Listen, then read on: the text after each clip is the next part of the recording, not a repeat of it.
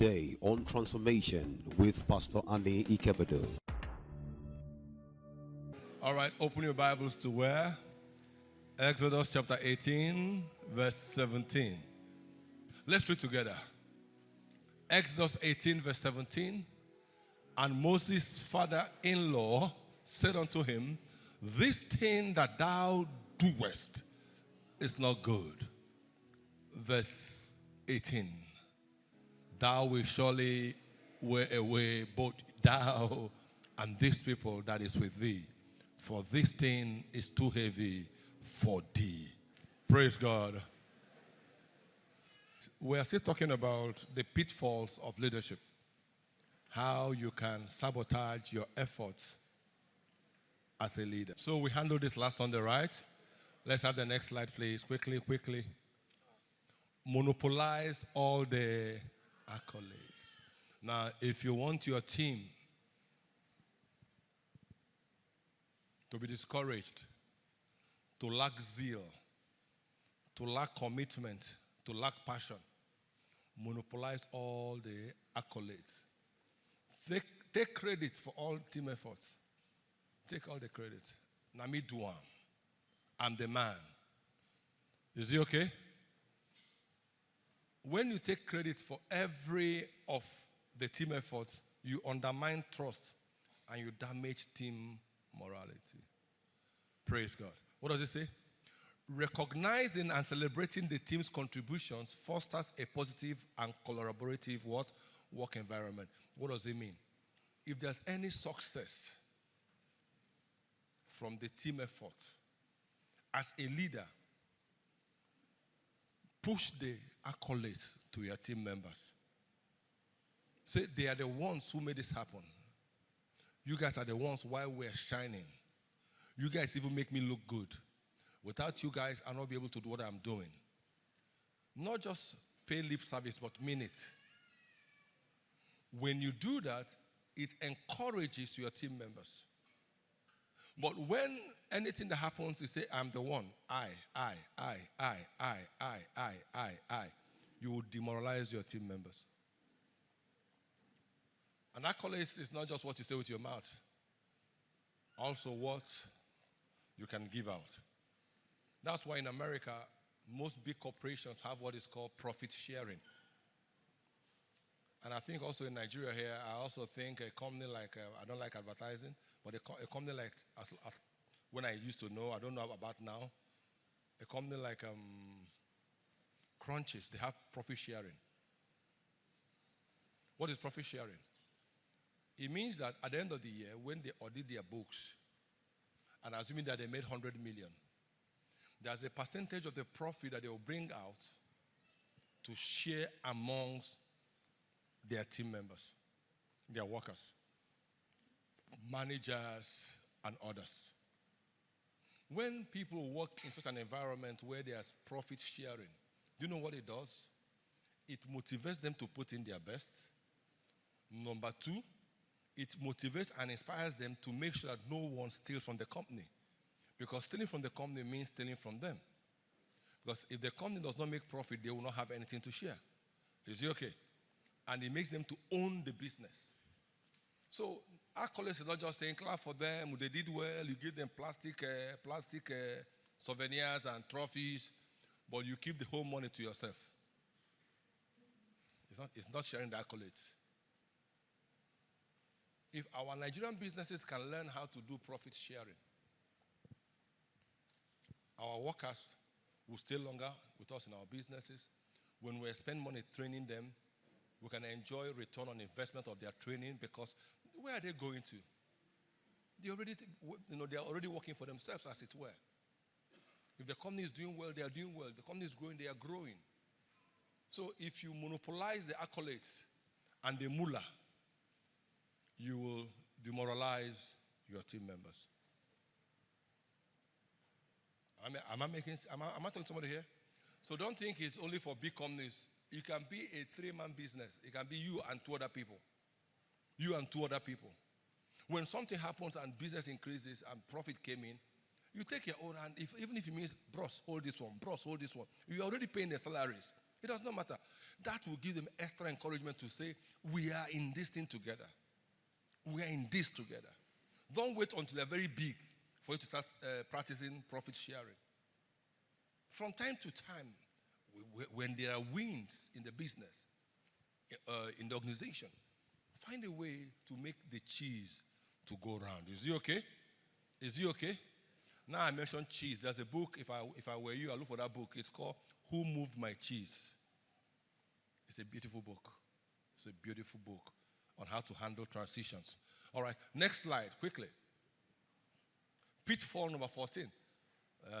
Always blame the team. The only thing the team gets is blame. A culture of blame erodes confidence and discourages initiative. Blame, blame, blame. So after a while, the person will say, I don't want to be blamed again. No, I will just stay by myself. No initiative, no trial, no passion. They're just there. They're just there. You know, when you hammer a child all the time, you discourage a child from taking initiative. So when you always blame the team, it erodes confidence.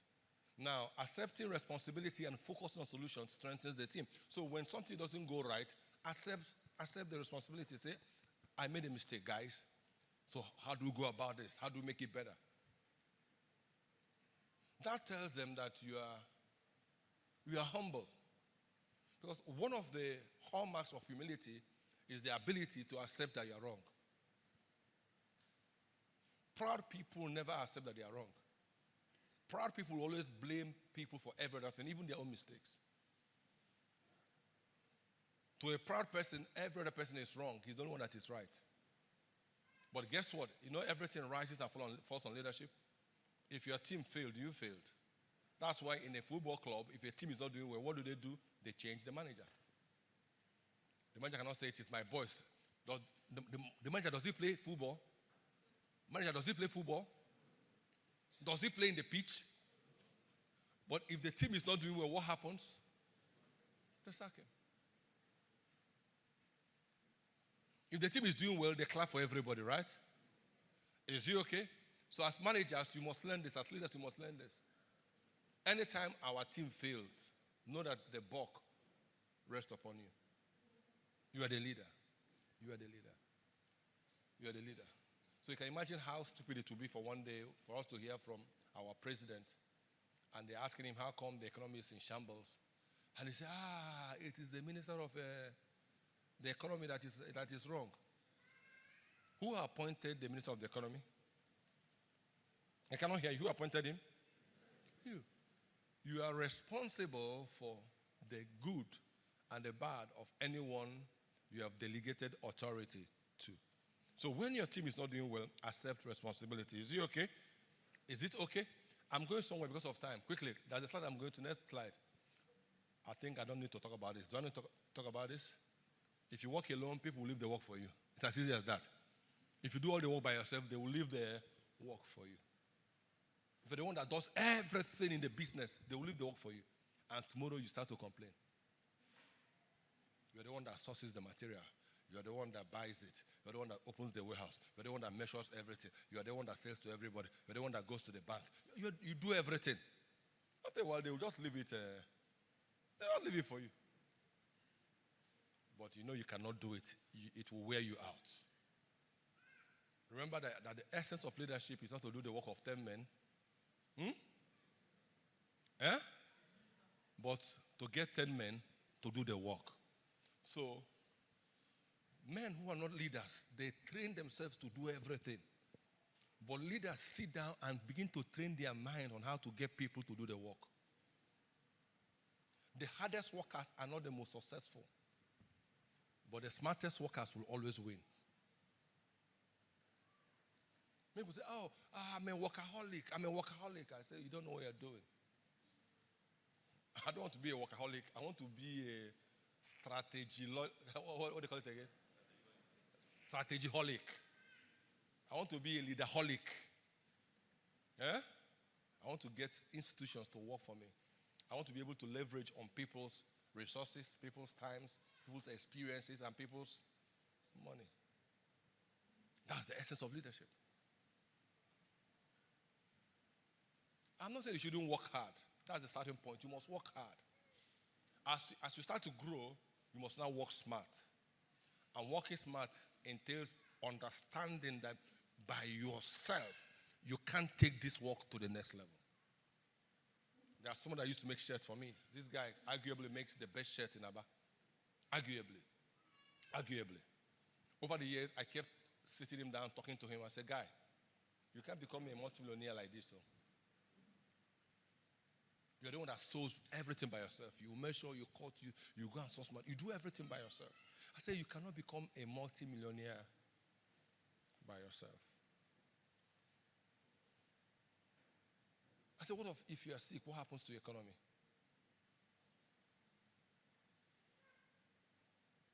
You'll be broke. I said, get people and train them and get them to work with you. He said, oh, nobody wants to learn. But I said, how come other people have people working for them? He said, oh, if you train them, after training them, they'll all go. How come other people have people working for them?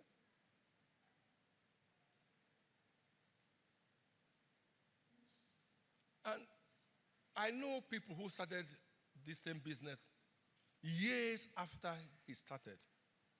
Years after he started. And they are apparently doing a lot better than he's doing. They have establishments. They have workers working for them. You know, they look like a factory. Whether they are sleeping or not, there's an alert. Chokum, chokum, chokum, chokum. You know you're a wealthy man when, even when you're sleeping, there's an alert entering. You cannot multiply anything by yourself. So, yes, right now, all you have is one machine. Your mindset must not die with that one machine. Think multiple machines. Think multiple hands. Think about a business structure. Think about how you can create a platform, a business that will bring many more people to join you to do what you're doing. That's how wealth is multiplied. That's how wealth is created. By the way, don't do things all by yourself. Even the things you can do very well, sometimes allow your people to do them. In doing it, they will get better. And once they get better, they release you from that responsibility so you can focus and channel your resources and your mind to something else. Is it okay? Is it okay? Next slide, quickly. As the place I'm going to. Well, this one, no need to say anything about it, right? When you feel superior, people will leave you. Feeling superior can alienate your team members.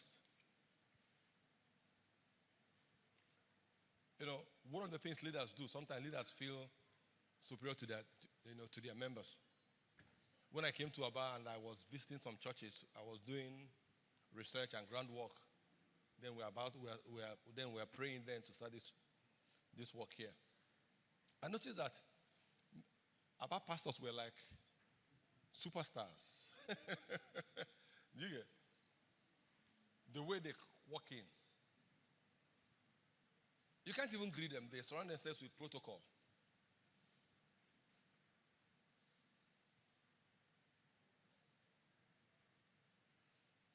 And people, that's the way people look at them. Because of how they have made themselves. There was one particular church. The guy, if he comes out, people will literally be bowing down for him.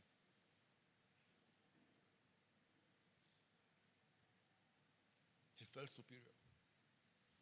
He's the one that he will tell his people, don't annoy me. If you annoy me, I'll lock your heavens. I'll lock the heavens over your life. So in order for your heavens not to be locked, you will bow. After a while, he started saying that Pastor Anny is a bad pastor. Why? Most of his members empty themselves here.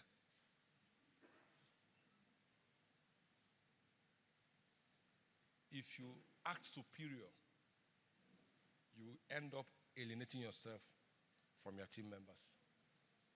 The word is that I am one from amongst you. That's what Paul said. I am one from what? Amongst you. We are the same. As a matter of fact, a leader is a servant. Jesus said, if any of you want to be number one, he must be the servant.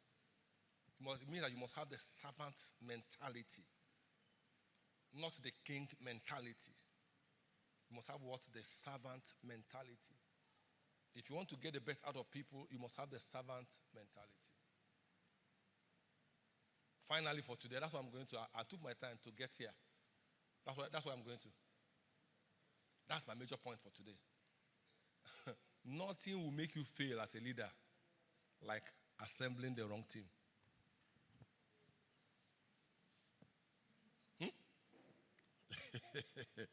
I don't care how gifted you are.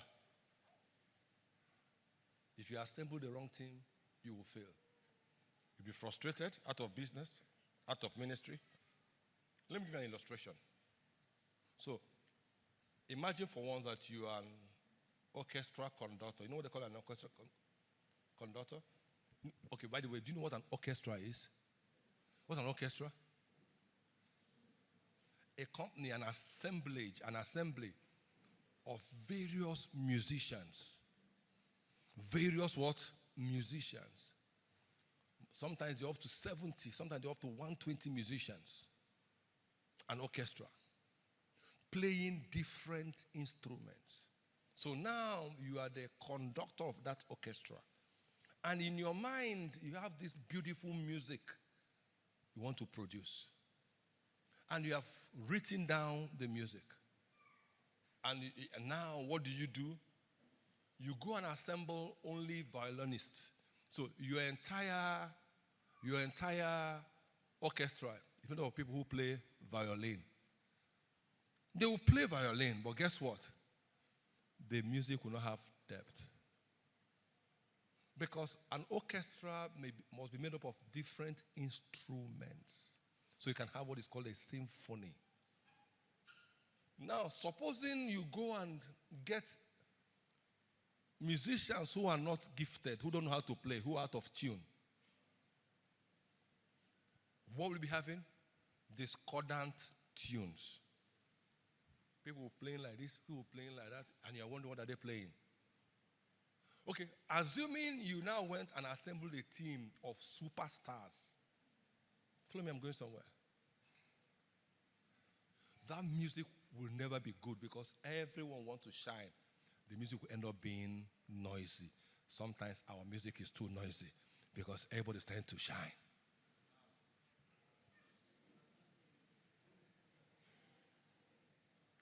Because they are superstars in their mind. So hear me. Tune me up.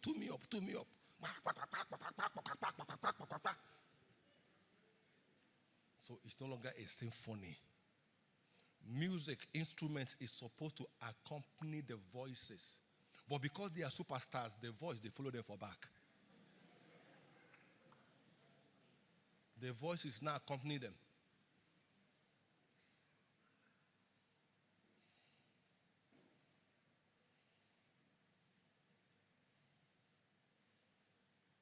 So, to have a symphony, the conductor must assemble musicians who are skilled in various instruments. For instance, this is an orchestra. There we'll see percussions, there we'll see drums, we'll see percussions, we'll see keyboard, we'll see the bass guitar, we'll see the lead guitar. It is when they play together in harmony that we'll have good music. So, as a leader is like a conductor. He must assemble, follow me, I'm going somewhere now. He must assemble musicians who are gifted in various instruments. Number one, who are disciplined to follow the script. Who are disciplined to follow the script, the vision. Number three, musicians who are not in competition with other musicians, but who have the heart to collaborate with other musicians. So, this is what he must do in order to have good music that has symphony. Now, as a leader, this is the way to choose your right team. Number one. Quickly, number one.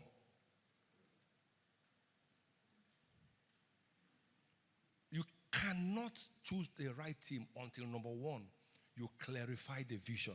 What are we trying to achieve? That's why in House on the Rock, the first class you take in our academy is our vision and our mission and our core values. It must be established in your heart what we are trying to achieve. Everybody that is working with you must know your vision, your mission, and most importantly, they must know your core values.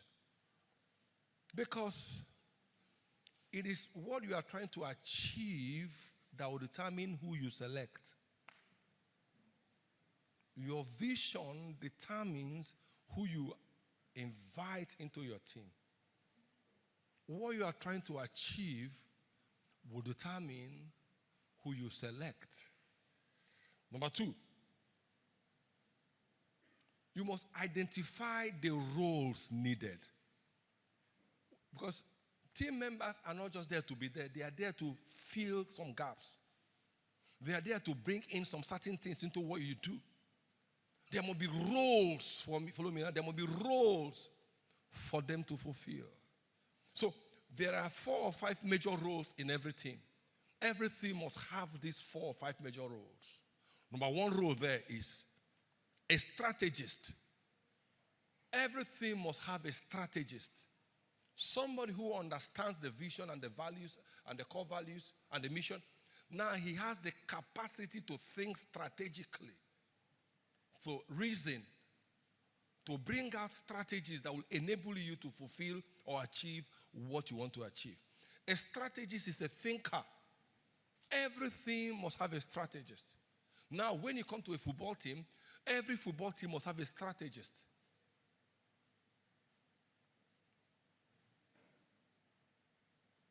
A team that doesn't have a strategist will waste their time. Number two, they must have an implementer. The one who has the ability to administrate, to implement things. Okay, we have decided on this strategy. Who is going to run with it? They are called runners. Implementers are called runners. Who will run with this thing? There are some people, once you give them an assignment, you can go to sleep because they will run with it. But there's other people, if you give them an assignment, you have to keep checking up on them, and they will never do it well. They will never do it well. They may be good talkers, but they are not implementers. They may be good strategists, but they are not good implementers. So every team must have one, a strategist. Number two is what? I can't hear you. An implementer. Number three, must have a communicator.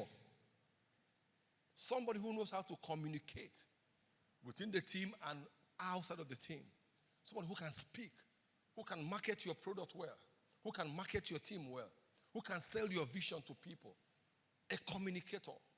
A communicator. Then I can add this. It's an innovative thinker.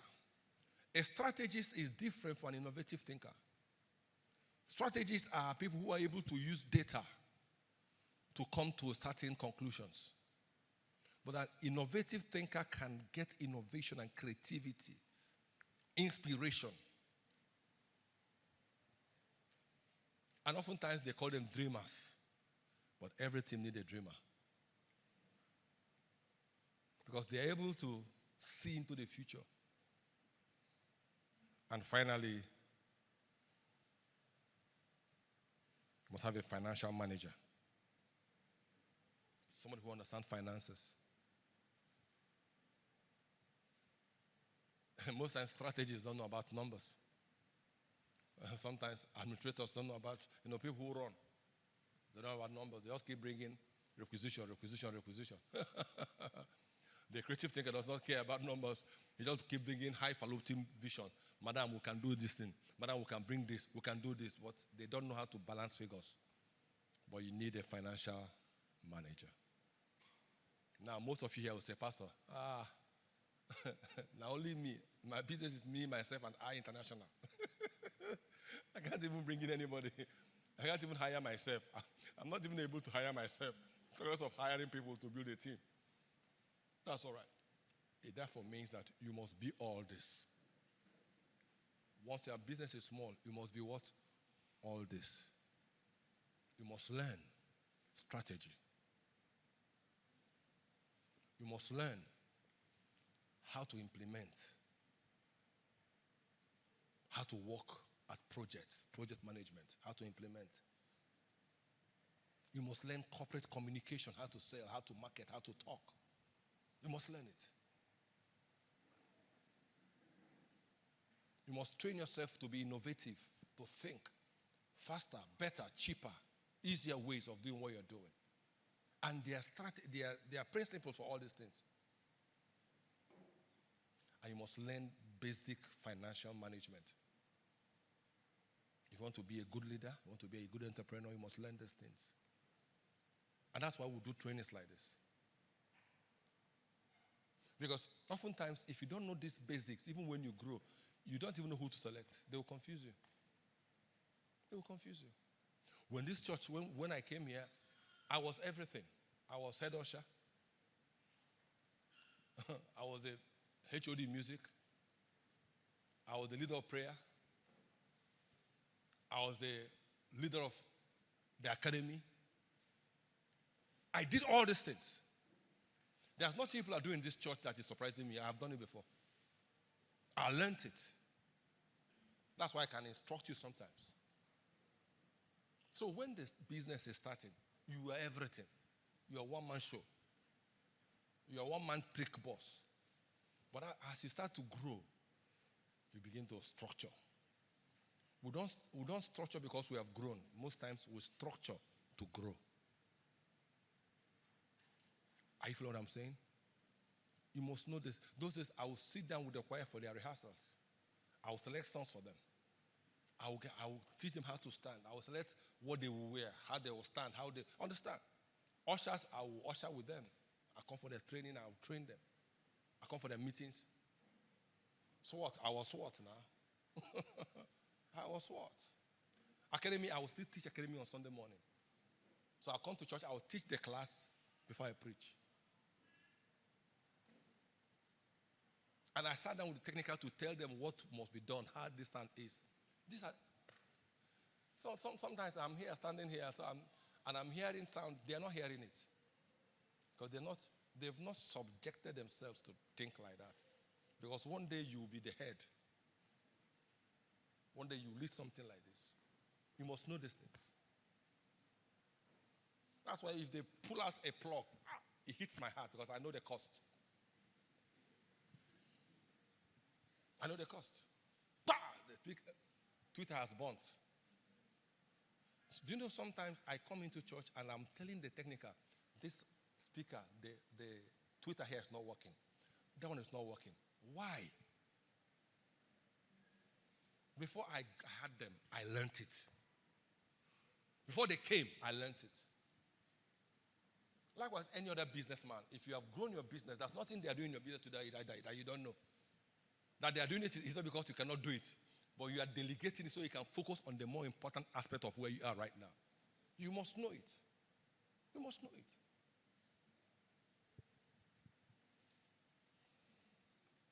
Look beyond skills. Focus, when you're selecting, look beyond skills. Focus on attitude and character. When you're selecting your team, look beyond skills. Skills are important. Look beyond it. The word we use is SWAN, S-W-A-N. That's the acronym, S-W-A-N. You must be smart. W, you must be hard worker. A, you must be ambitious. N, you must be a nice person. Character. Look beyond skills. A man that is not very skilled today that has good character can be trained to have skills. But the one who has bad character, is difficult to change people's character. Stop making excuses for people with bad character. Accept them for who they say they are. Do you get? Don't just say, no. Bad character, let them be. Your core members, your team members must have character. When the last coach of Liverpool, what was his name? Klopp, yeah? The philosophy he brought to that team, he said before football, you must be a nice person. Before being a good player, you must be a nice person. So they began to inculcate the character of good attitude in everybody in that club. All the players, all the coaches, all the support staff, you must be nice. Because he said that when people are nice, then they become coachable. Number 3. Is number 3 now? 4. Build with diversity of strength. I'm going to end here. Build with diversity of strength. Most times when we select people, we always select people that are smarter than us. Sorry, that we are smarter than. Let me say it again. Most times when we're selecting people into our team, the natural thing to do is to select people that you are smarter than. But that's wrong. Your core team, like on Monday we're talking about how to build your inner circle, the law of the inner circle, that says that your potential can be limited or expanded by the quality of people that you have assembled within your inner circle. So anybody that will be on your team must be an expert in an aspect of that team. You select a role, you say, who is the expert here? If the people available are not that very good, send them for trainings. Your financial manager must know finances more than you do. He's the one that should be teaching you how to do these things. Your marketing manager must know marketing more than you do. So if all that you surround yourself with are people that you're better than, you'll be frustrated. You'll be frustrated. Very frustrated. Very frustrated. Remember what we said earlier about being a power base? A power base is simply an assembly of powerful people. Who are powerful people? Experts in different spheres. Experts in different spheres. One more time, most of you, this teaching is for tomorrow. Some of you, it's for today. But those of you that is for tomorrow, what does it mean? You must begin to learn it now. God bless you. We all start like that. We all start by assembling the team of people close to us, people we like, our church members. No. In business, nobody gives you more problem than your church members. Business. Because in their mind, and my church member, I go tell pastor go beg him. And if a guy wants to sack you, say, if I sack this guy now, I'll see his wife in church on Sunday. What will I say to the wife? So you keep tolerating them. I'm not saying you shouldn't employ your church members. Employ them, but based on their qualities, based on character. And tell them, if you don't work well, I go sack you. Understand? And if they bring their case to me, I know we'll beg for you. Because people don't take people's businesses serious. And in their mind, it's only when they have their own that they will learn seriousness. For me, for me now, it's difficult to employ, as it were, in quotes, people who say they are Christians. But how do we know Christians? But the Bible says, by their fruits, you shall know them. Church members take their bosses who are members of their church for granted. And they have this entitlement mentality. Employ your church members, but let them understand they have no special privilege. You have no special what? Privilege. If you steal, I will call police for you. You will go jail. Because church members will steal from their bosses and they are still there looking at them. And they will see them in church. They won't even greet them. And the guy is boiling in his heart. Child, let me show this guy about church. I don't want church people's problem. Let's turn it around. Let's become different church members. That our bosses will say, thank God I employ someone from my church. I trust the person is trustworthy, the person works smart, the person is committed, the person is passionate, and the person is sold out to the vision. One more thing I wanted to add to that before I leave yourself. The people that you bring into your team will be people who have bought into the vision. Who have bought into the vision. Who have also bought into you as a leader. Who have bought into you. I find it difficult to empower people who have not bought into me as a person. I find it difficult to do. Sometimes I'll be hearing God, that person is anointed. I say, God, maybe you should take him to work for you somewhere else. If you're not bought into me as your leader, there are things I will do that you don't like. You will finish me. If you ever see me make a mistake, you will take it to a Magic FM. Any small thing, rebellion. But someone who has bought into you will cover your mistake. Not that I want to do anything bad, but nobody's perfect. You hear me? Nobody's what? The one who has bought into you will cover your mistakes, pray for you, and if there's a problem, he comes to you personally and says, oh God, I noticed this, I don't think it is right.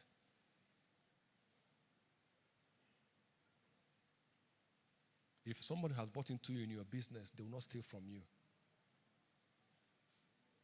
Some people are in church, they are working for somebody and they are stealing the Oga silly. Stealing him silly.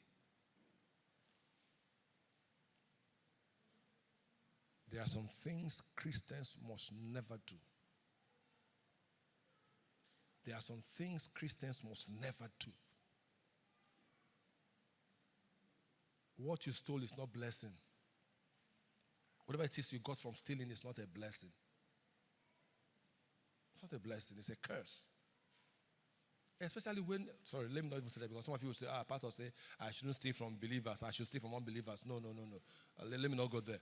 But there are higher consequences for higher actions. Understand? The way the court will handle you for raping a woman is not the same way they will handle you for raping a child. They all rape, but they come with heavier punishments. Believers shouldn't steal. So that you can have a testimony to pass on to your children.